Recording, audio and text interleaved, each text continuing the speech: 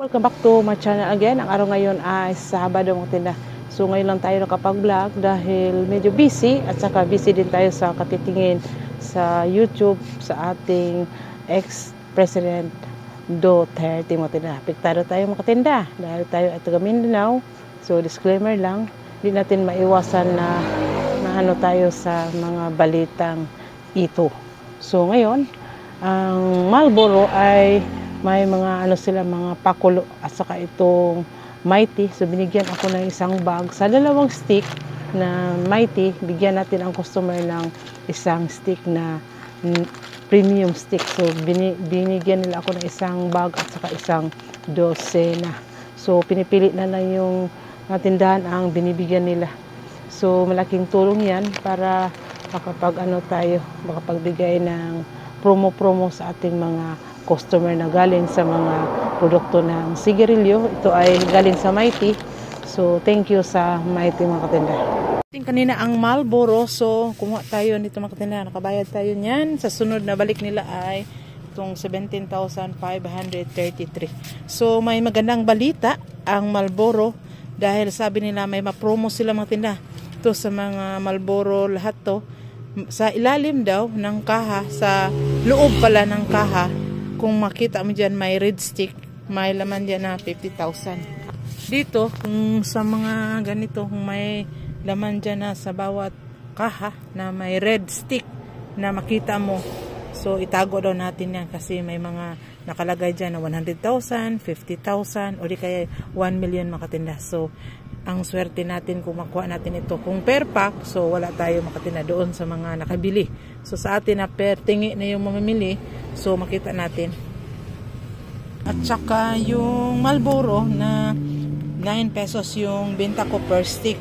So kung magpagawa ka ng tarpaulin at saka makita ng kanilang mga mag-ikot yung mga mystery shopper nila at saka magustuhan yung pinagawa mong tarpaulin, may may regalo na baka mabigyan tayo ng regalo nila mga katinda.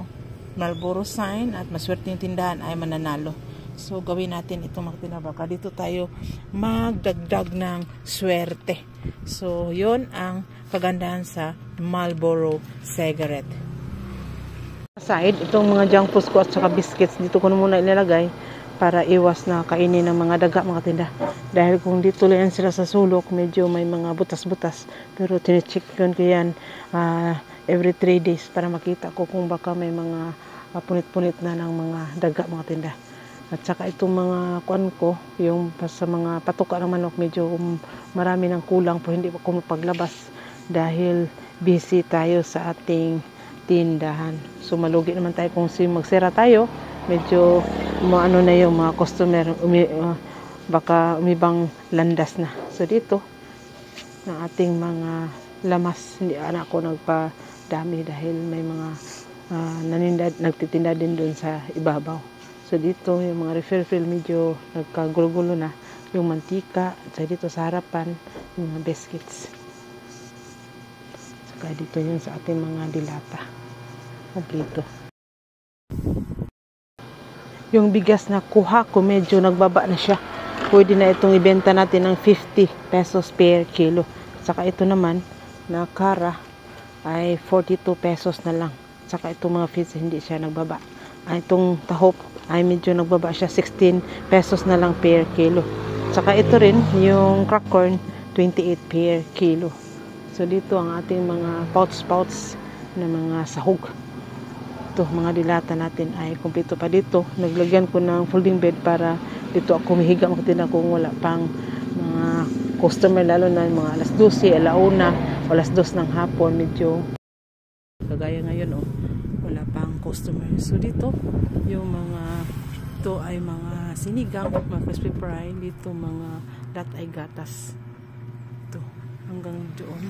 Dito naman itong pangatlong yung mga downy. Ito mga downy, ito lahat downy, mga Fabcon, Colgate doon. Saka dito naman yung mga powder, Ariel, Surf dyan.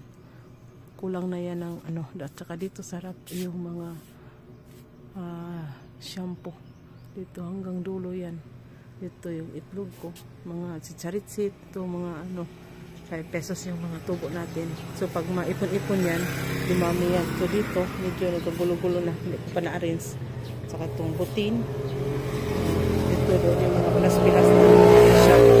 Mga pids dito. Yung pids dyan. Dyan sana. Lagay dyan sa ibabaw. Pero hindi ko pa nailagay. So yun mga tindahan. Dito din ang mga wings. Lahat ng mga wings.